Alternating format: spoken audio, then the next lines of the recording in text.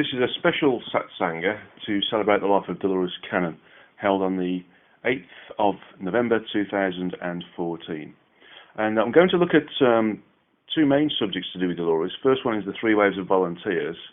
I'm going to give a summary of why they're here and the variations in the types of volunteers, such as the hybrid children and the white children, and what the new Earth is.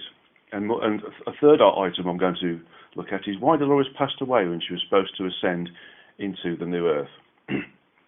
Okay.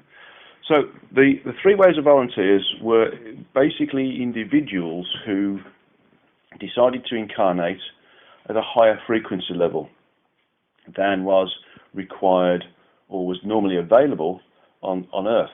And each of them was designed as a body, a frequential condition, so the souls themselves, or the aspects themselves that incarnated into the bodies, were allowed to have a higher level of functionality, a higher level of frequential functionality, a higher level of connectivity with their higher selves, their true energetic selves and source. And their very presence here, as they came in various different numbers, was here to increase the frequencies of the base frequencies of the Earth and accelerate our own evolutionary condition.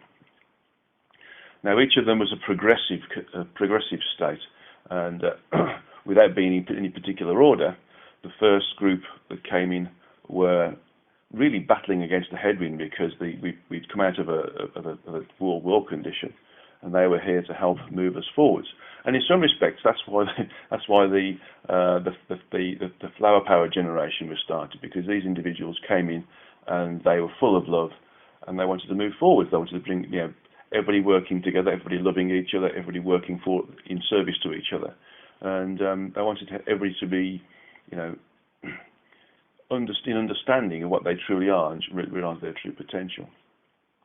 This, of course, started to slowly die out as we became more integrated into this condition, and the next wave came in, who was slightly more advanced and slightly more capable of dealing with the higher frequencies and some of the dips in lower frequencies. And this is the issue here.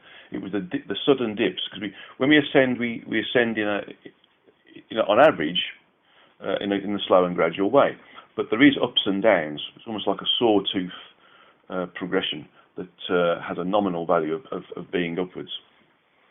And so the next series of children were a different frequency. Their physical form was allowed to work with a different frequency, and so their ability to contact their true energetic selves, or their higher selves, sometimes called the Godhead, sometimes called the Oversoul, or the Overall Soul, as I've been told to call it recently.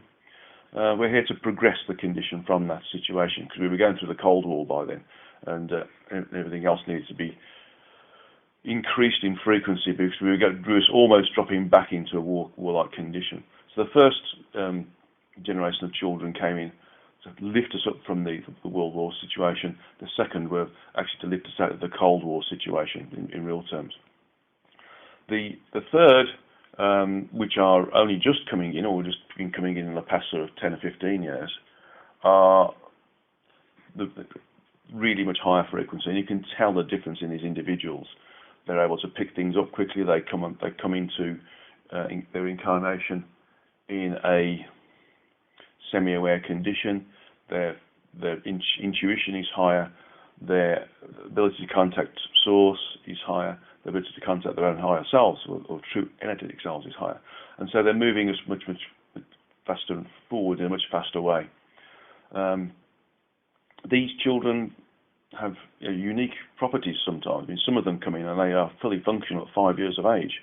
And we've seen some children who are, so to say, mathematical masters, in their teens, for instance. And this is an example of these individuals who are able to access the cosmic knowledge, as it were, the knowledge of source, rather than having to work it out through being here. So each of these, and the names, and this is in no particular order, rainbow, indigo, and crystal children, were here and are here to help increase the frequencies, the base frequencies of the Earth.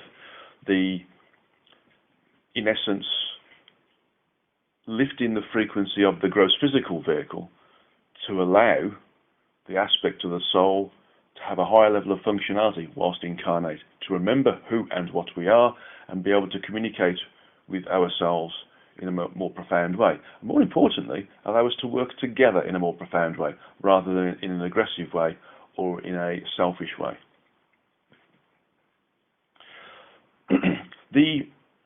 The thing with these children is that they are specialized. They are specialized for certain frequencies. And so when they came in, when the frequencies changed, they had trouble coping. And some of these children have been they've had very difficult incarnations here. And an awful lot of them committed suicide as a result of that. They've got out early, which is a real problem, because they have to sort a lot of things out, and their guide and helpers have to sort a lot of things out in the downstream function of their existence, based upon who they would have interfaced with and who they would have communicated with, who they would have learned through communication with, through working with, and subsequently evolved, and all the downstream fractalizations of that. And so there's been some hybrid children coming in now, and the hybrids are a mixture. There's three basic hybrids.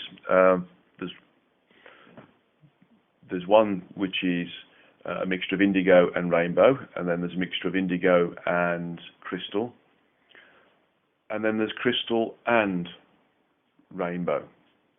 Those are the basic hybrids. So you're a mixture of one, or sorry, two of each of the three different hybrids. But more recently, and certainly in the last 5 to 10 years, there's been a more complete hybrid being allowed to be born, or should I say, souls are being allowed to incarnate in a vehicle which is more hybrid. And that hybrid includes all of the characteristics of the rainbow, the indigo, and the crystal children's frequencies. So the human form has the characteristics of all three of those, rather than any two of those three. And these children are much more complete. They're much more able to cope with the ups and downs of frequency, or frequential changes, the locally high frequencies and the locally low frequencies that we get on Earth. And so they can ride out some of the hard work that happens when we have a slight frequential drop, which we're having at the moment, by the way. This is why a lot of people are getting anxious, a lot of people are getting scared or concerned or having troubles, because we are having a little bit of a downward turn.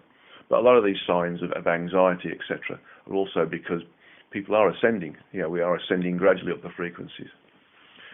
So the hybrid children in their various formations, the first three types of hybrid, of course, are the hybrids of any two of those conditions, either crystal, indigo, or rainbow. And the more complete hybrid, which is a very recent thing, is there to cope with everything. And so they are more robust. Again, much higher frequency. The soul of the aspect can operate within that form in a more complete way, in a more intuitive way, more connected way with their source and with their true energetic self, and also interface with everybody here. The normal individuals who aren't aware and awake, who aren't even concerned about spiritual matters. They can work with those, and they can work on a higher plane with people who are highly advanced spiritual individuals.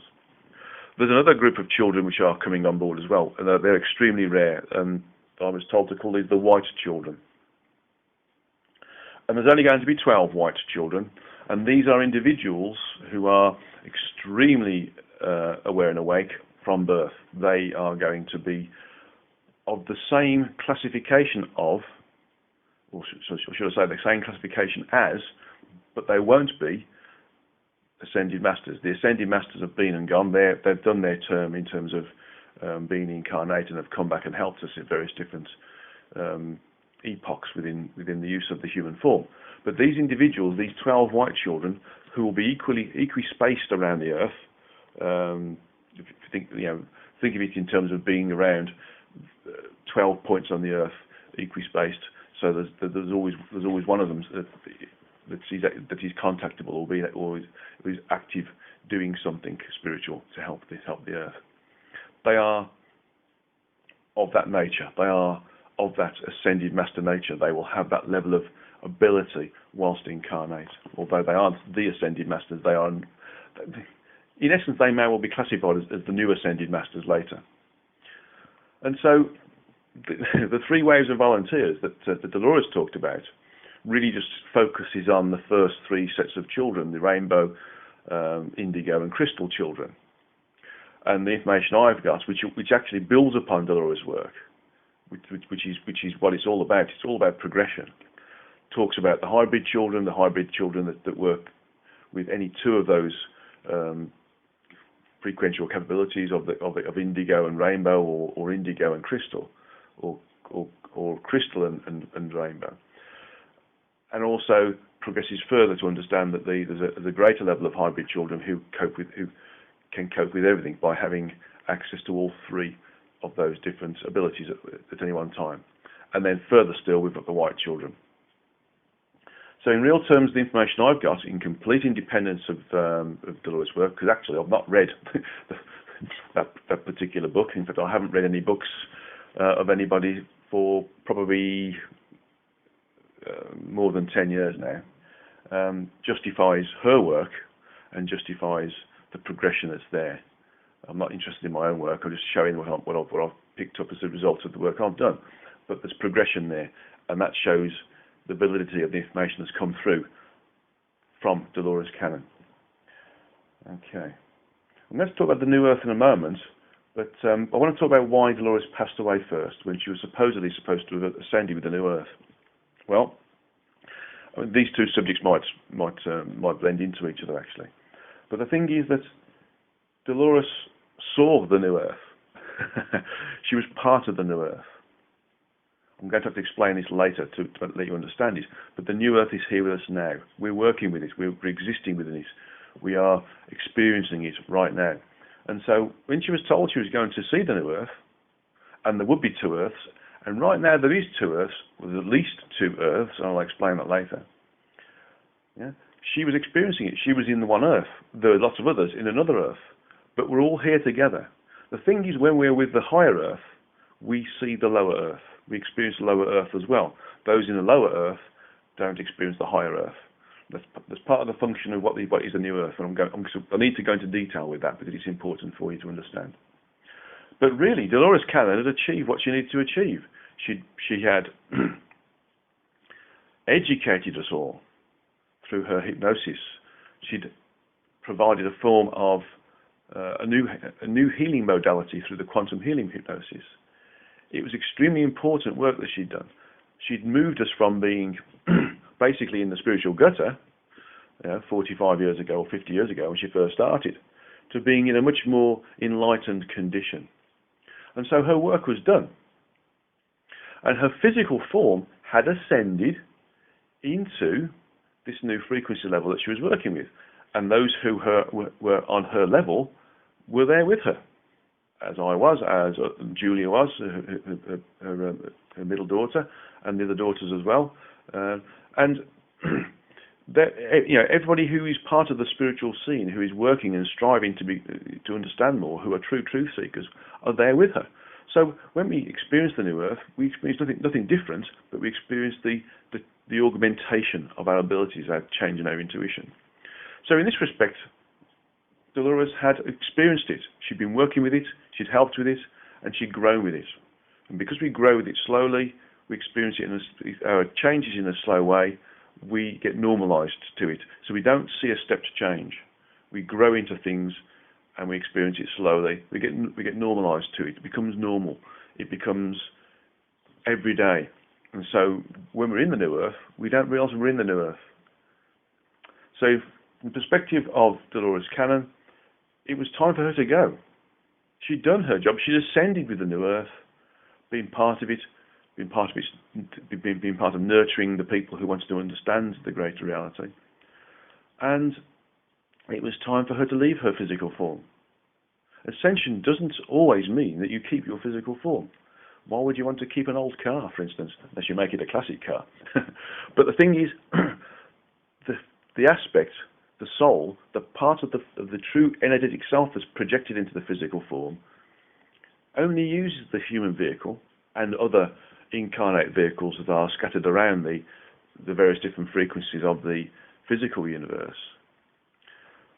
for a transient period of time. it's only a suit of clothes that we use. It's only a set of scuba diving equipment to allow us to venture under the sea and experience lower frequencies.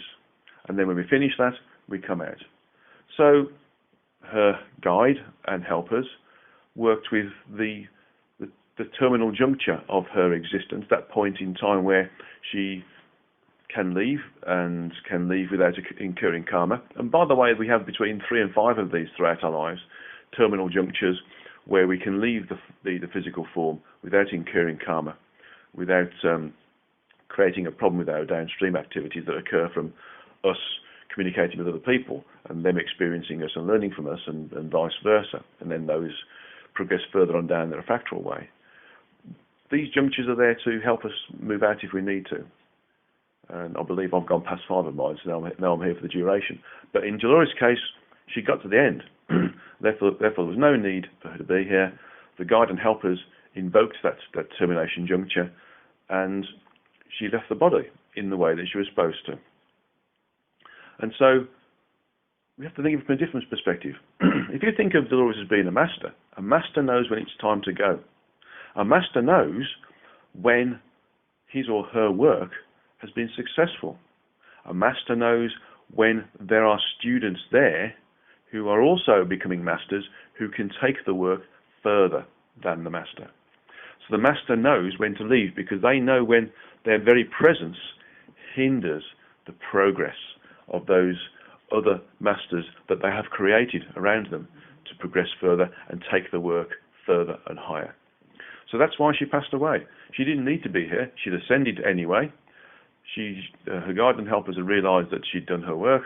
They took her out using the method that's been there all of the time throughout her life plan, and she effectively left the earth knowing, as all masters do, that the work that she'd started was going to progress far beyond the level that she left it at, and that there was people in place to allow that specific function to happen. Okay, so let's talk about the new earth. So what is the new earth? The new earth is a figure of speech, and Dolores talks about 2 earths, those that will be left behind and those that will ascend with the new earth. And the information I've picked up justifies this in a number of different ways.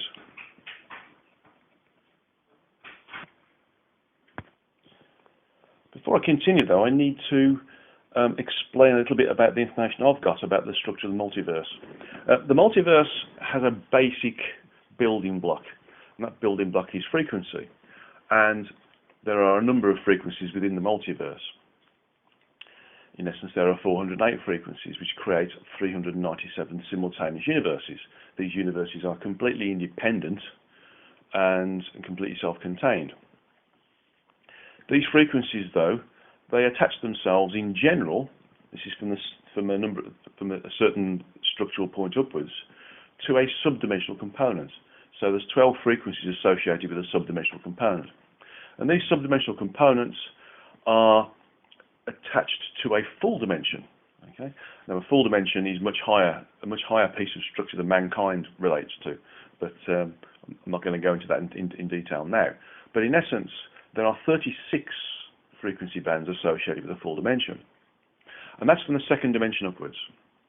Now then, the physical universe exists in the first full dimension, and because the physical universe is so low in frequency, because each of these frequencies is a progression in finitude from one level to the next level, the first full dimension has these 3 subdimensional components, the same as the second, third, fourth, fifth, up to the 12th.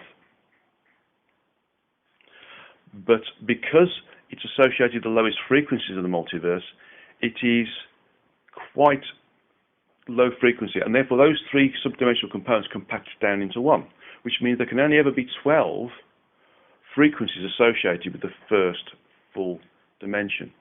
Now, these 12 frequencies, because they're low frequencies, they don't have enough content, they don't have enough space, so to speak, to hold a universe in their own right, which is what happens from the 13th, 14th and 15th upwards.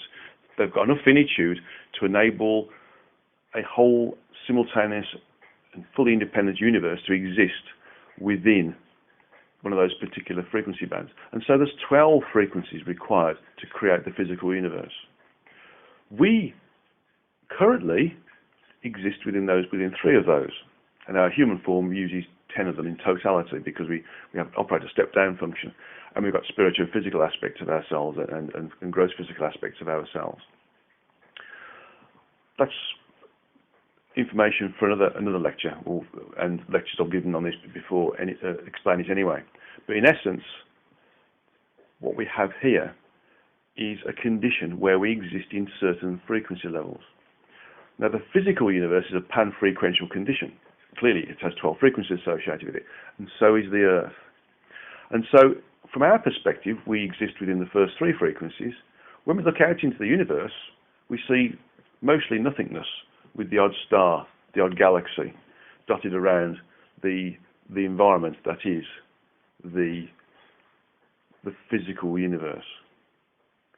If we were to go to the 12th frequency, we'd see much more content, because each frequency level allows us to see much more of what's in this universal environment.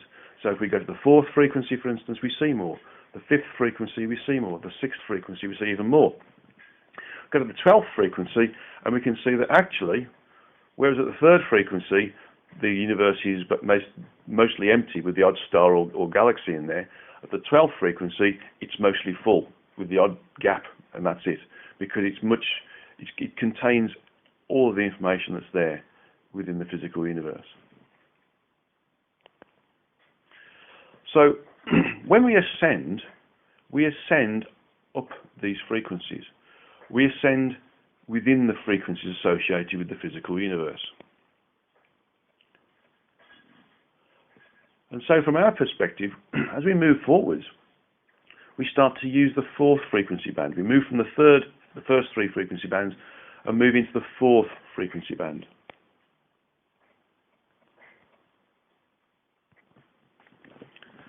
And as we move up these frequencies, we start to see more.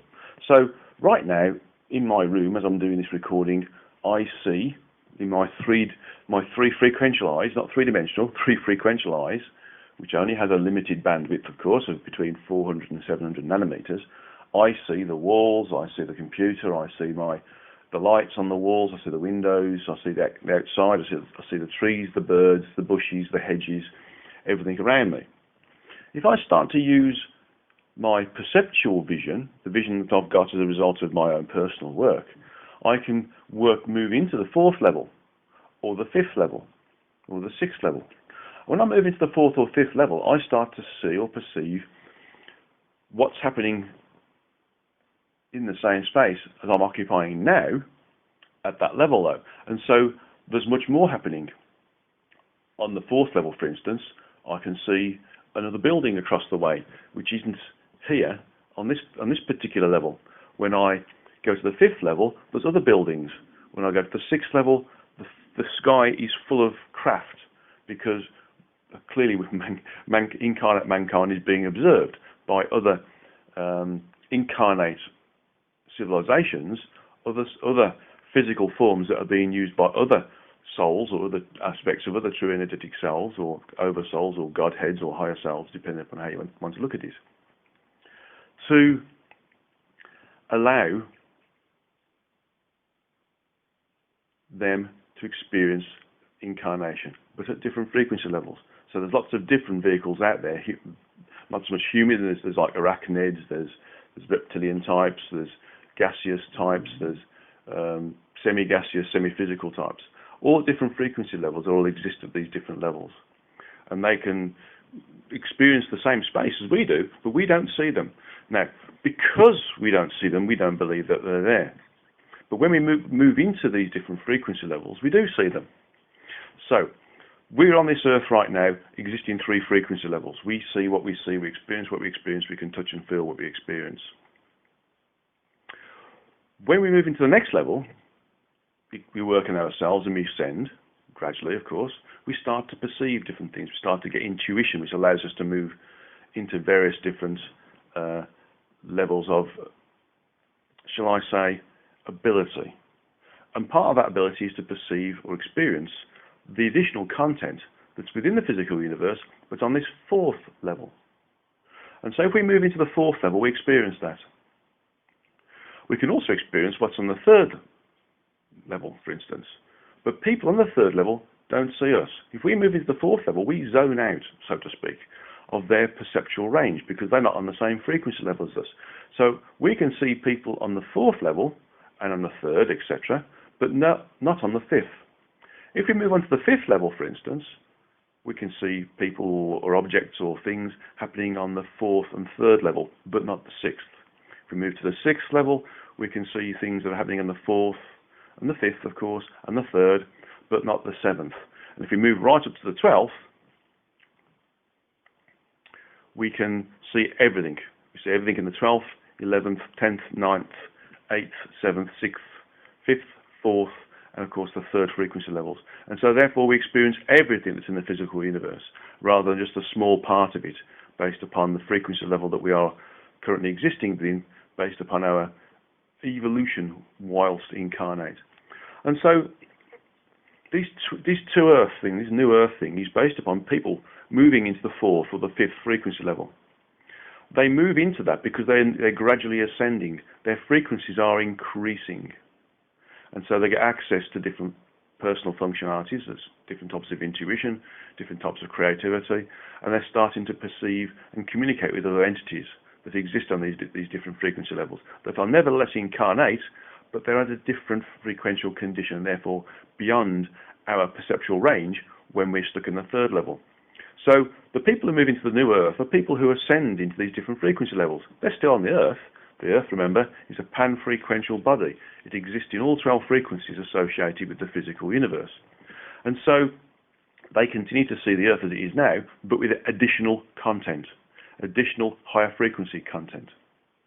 And as they move up into those frequencies, they move out of our range of perception if we stay here. If we don't evolve, we stay here, we start to lose our friends. They move away from us. They suddenly disappear.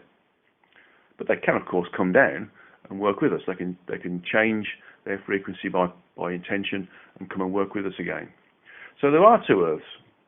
Actually, there's more than two Earths. There's more like 10 Earths, actually, if you think of it in this way, because the first three frequencies are where we exist right now. Okay? That's the first Earth. The new Earth, as Dolores talked about, is the next level, the fourth level. Then there's the new Earth, which is the fifth level, and the new Earth, which is the sixth level, etc., etc., etc.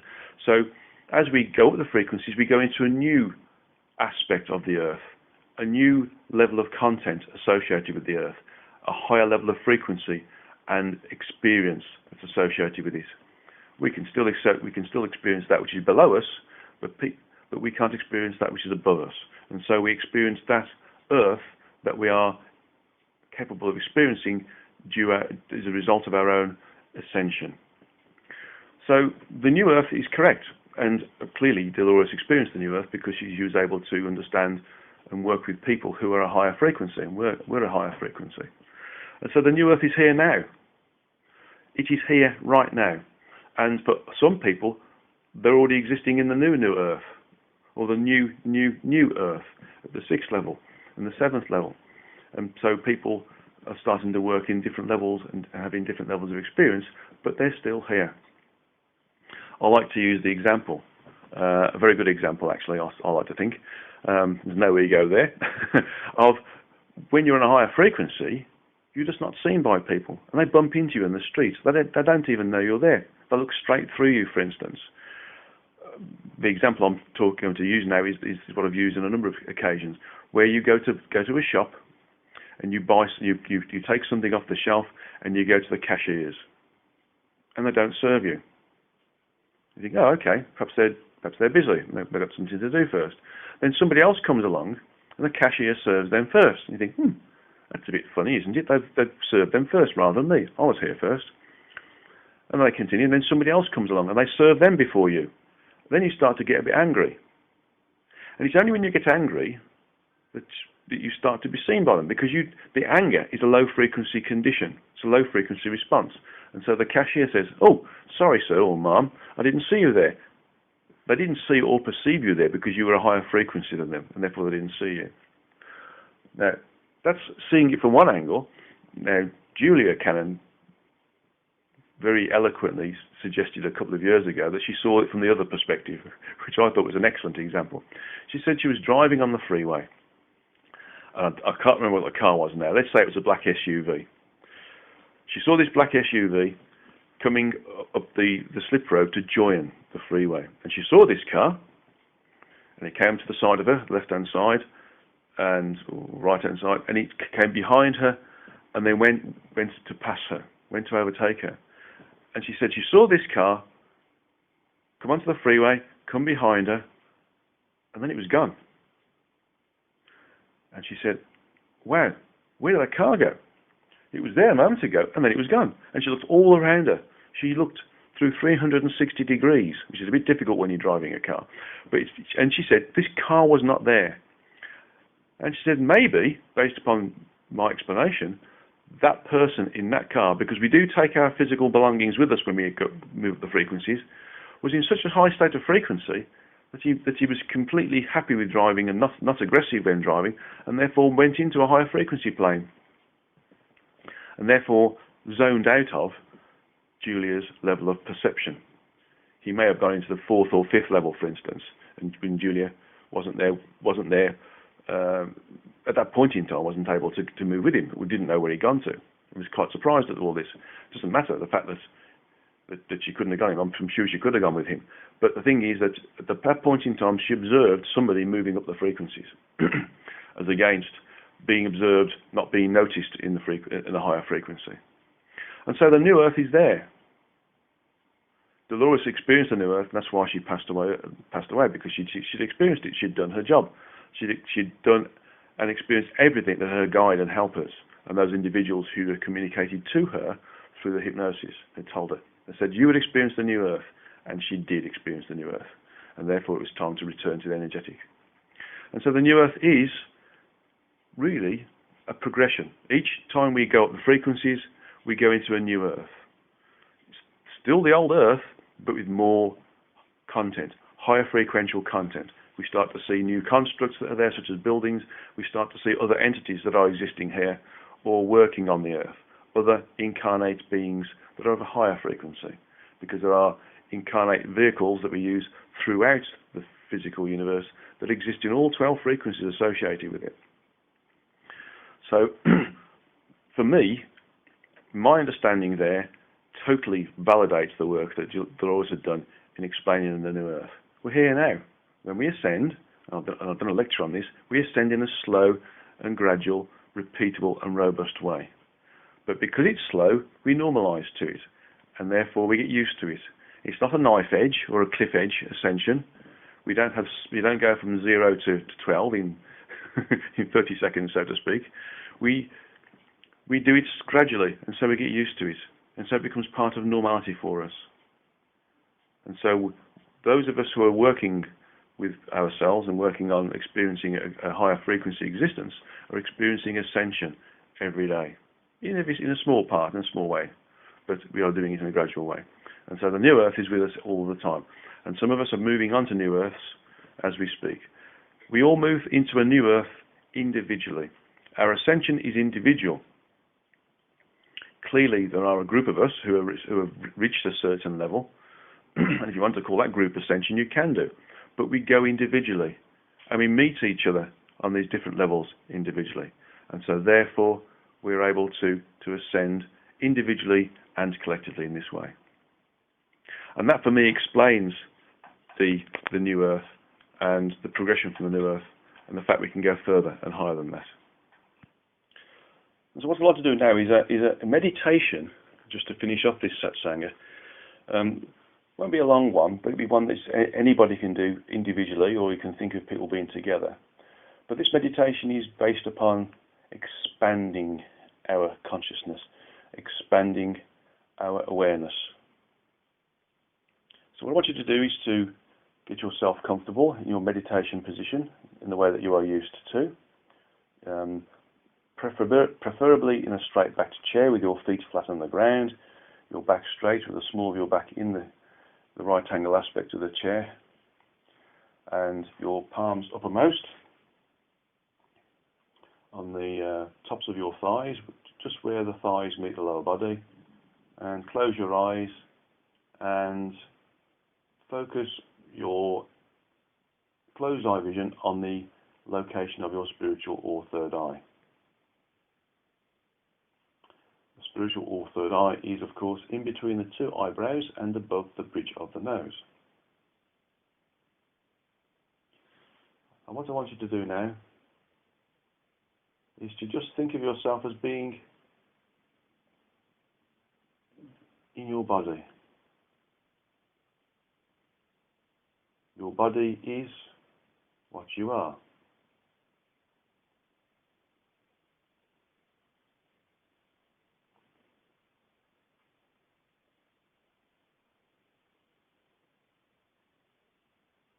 You are the core of your body, though. Disassociate yourself from your feet, from your legs, from your hands, from your arms. Just be in your body, in the core of your body. Experience this internalization.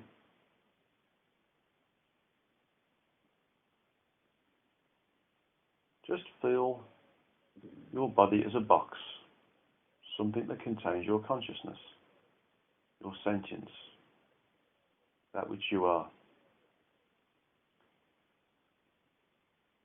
Now just think that you can expand your consciousness beyond this box and feel the consciousness that you have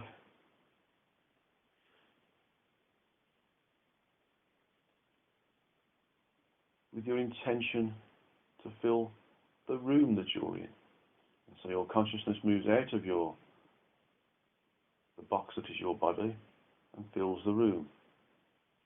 Explore the corners of your room. If you're in a bedroom, explore the contours of the pillows on your bed, the chest of drawers that's there, the wardrobe that's there.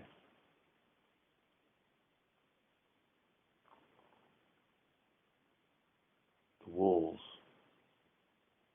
the windows. Expand yourself so that you fill this room. You're no longer your body. You're no longer constrained by your body. You are only constrained by the room. You are the room.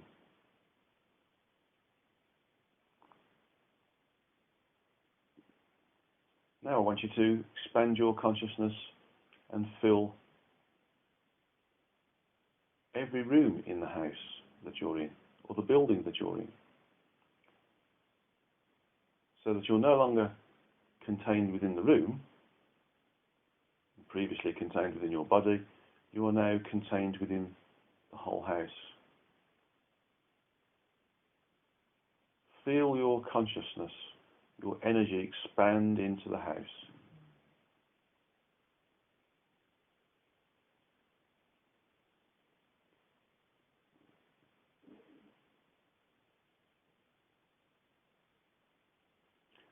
You are the house.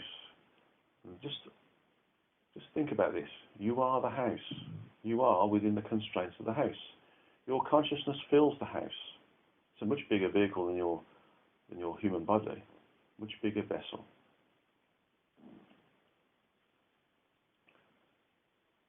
And so, at your own will, using your own intention, you can shift your consciousness from any point in the house to another point in the house. So you can go into the kitchen, or the bathroom, or the living room, or the reception. Just think of yourself as being in any one of these places, and your intention to create a focused point of sentience, of consciousness, in one of these areas makes you go there. Also notice, though, that you're still in the rest of the house. You're still there. Now let's expand our consciousness beyond our house to the garden, or the front and back of the house.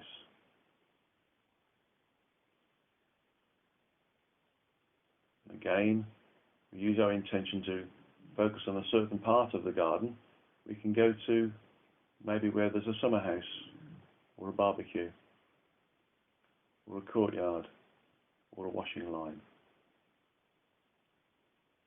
or a lawn, or a wall. Or we can go back into the house. Our consciousness can move by focusing our intention to have our consciousness in another place. We can go back into the house as well, but we're still experiencing the gardens as well. So our consciousness, our sentience, it occupies everything now that's there. The house, the gardens, the rooms, and our body. Now let's expand our consciousness into the whole suburb that we're in. So we are moving beyond our house to the suburb.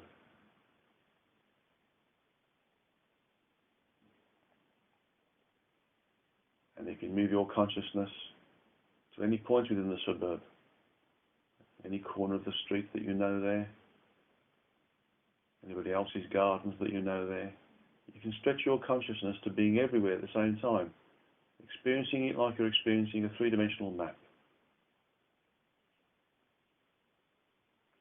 You are everywhere at the same time, experiencing everything at the same time. This particular knowledge, this particular feeling, quietens your mind down. If you wish to change your focus to one particular place, your intention to do so means your sentience focuses and collects in that place, be it a lamppost in the street. You still experience the rest of the suburb, but your focus is on a certain lamppost, a certain part of the street. Again, let's use this thought process again to expand our consciousness into the whole of the city that our house and our suburb are part of. And do the same thing again. Go to any part of the city that you feel you know, and those parts that you don't know, by purely just changing your intention and focusing or refocusing your consciousness, your sentience into a certain part. You can go to a shop, or a garage, or a friend's house within the city. But notice that your consciousness is still everywhere else at the same time. You've expanded your consciousness. It becomes the city. You are still in your human form, but notice that your human form no longer matters. You've expanded beyond the human form. You are the city. Now you can do the same thing with the country that your city is in. Expand and become the country. Change your consciousness to focus on certain parts of the country that your city is part of. Or go to another city. Feel the expansion as your consciousness, your sentience, now occupies all of the country. You can go to a parkland, a river, a hotel, another suburb, another city. You can be anywhere, all at the same time. It doesn't matter where you are. You can be everywhere concurrently. Now expand that thought process and take yourself to encompass the earth. Not just a country or a landmass, but the whole earth. Imagine yourself being in the center of the earth and just expanding your consciousness to the complete periphery of the earth, over the surface of the earth. You are the earth. And again, you can use your intention to refocus your sentience and go to any part of that earth. You can go to a certain tree in a rainforest. You can go to a certain building in Cairo, or the pyramids in Cairo. You can go to a friend's house in another country. You can go to the centre of the Atlantic Ocean on a boat that's crossing. You can go and sit in a seat in an airliner that's crossing from one continent to another. There are no limitations here. You can still go down to your house and your room if you wish. But notice that you're now no longer connected to just this small area, you're connected to the Earth. Now let's expand that to the solar system. So you're moving out into the solar system now, and you're feeling the same things you felt on the smaller areas of the Earth, but now you can see yourself in orbit around Saturn.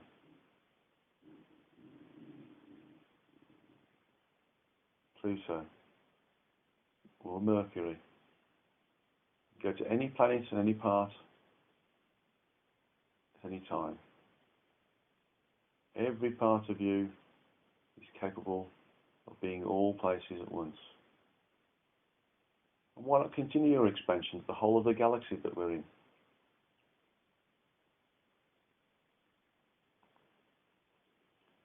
Experience all of the stars and all of the solar systems that are part of our universe, specifically but within our galaxy though.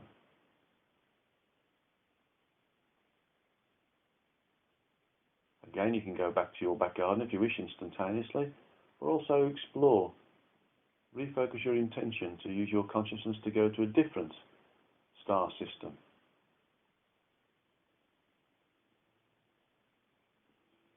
To go to a different planet that uses a different form factor for incarnation, maybe a different frequency. Notice how expansive you are now. You are everywhere at once within the galaxy.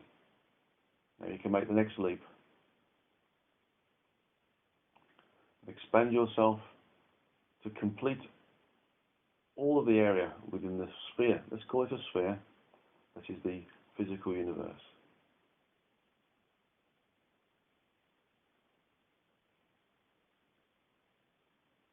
And you can still be in your room if you wish, or you can zoom out to one of the planets in our solar system, or you can zoom out to go across to the other side of our particular galaxy, or you can move from our galaxy to another one, countless billions upon trillions upon quadrillions of light years away. And so you fill that bubble of space that is the physical universe.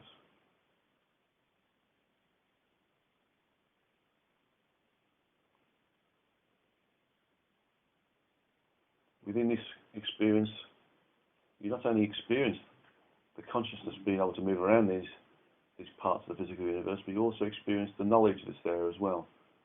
Sentience, cosmic knowledge.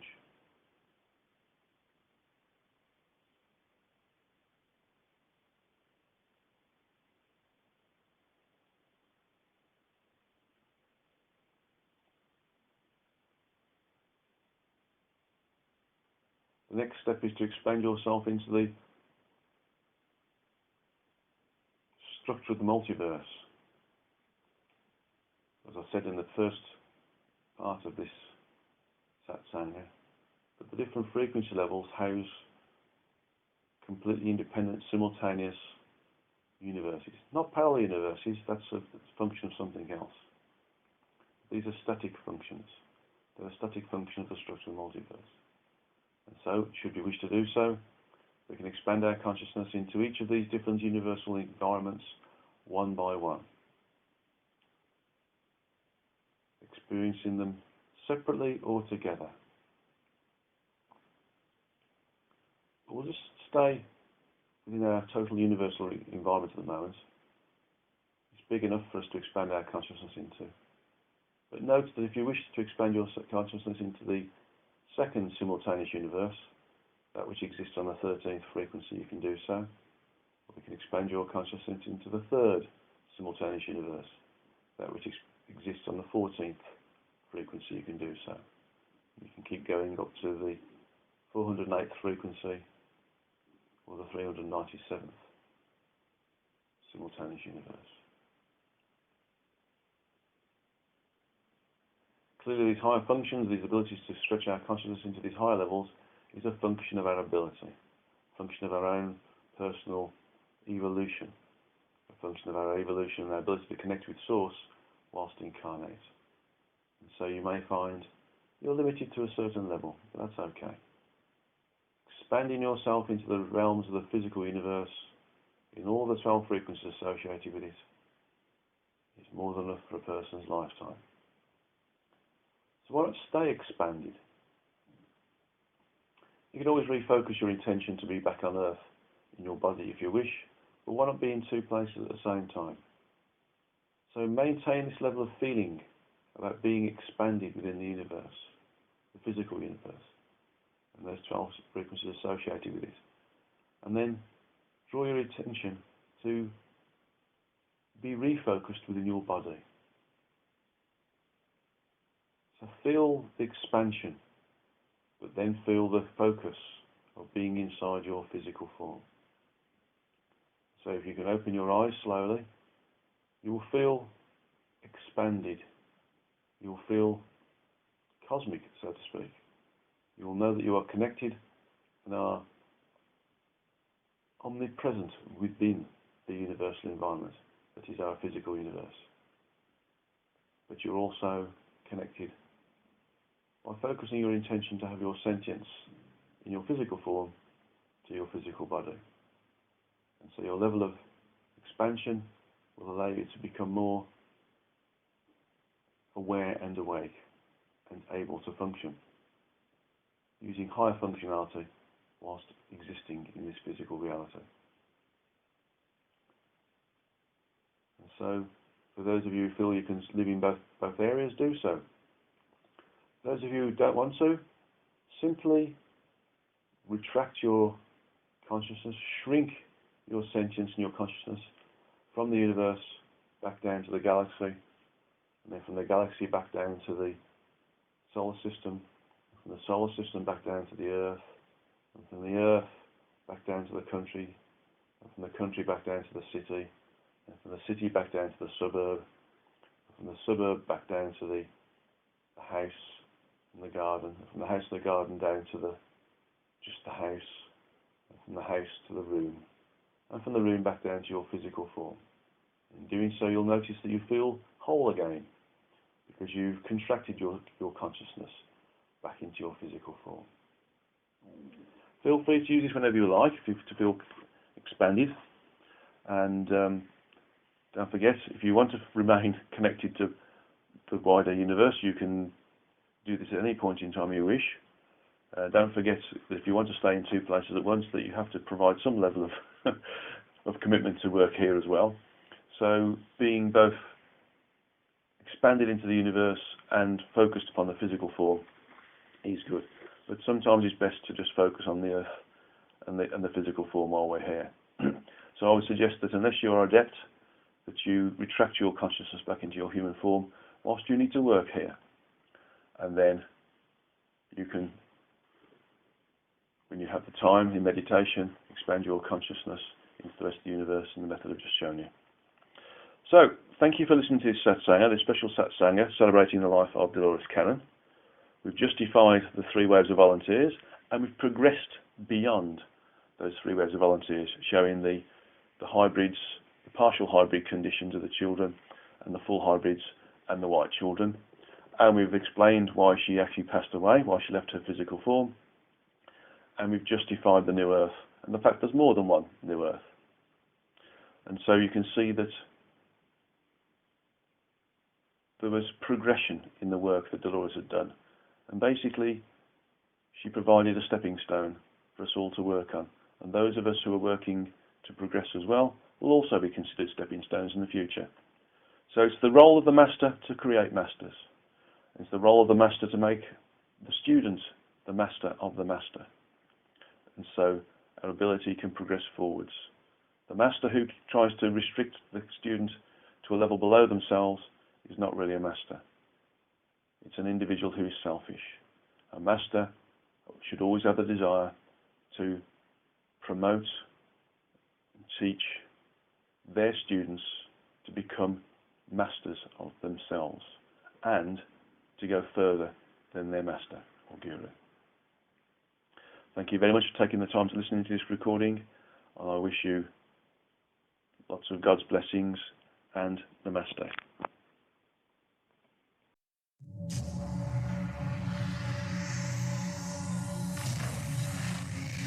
Did you see the aliens in Crete?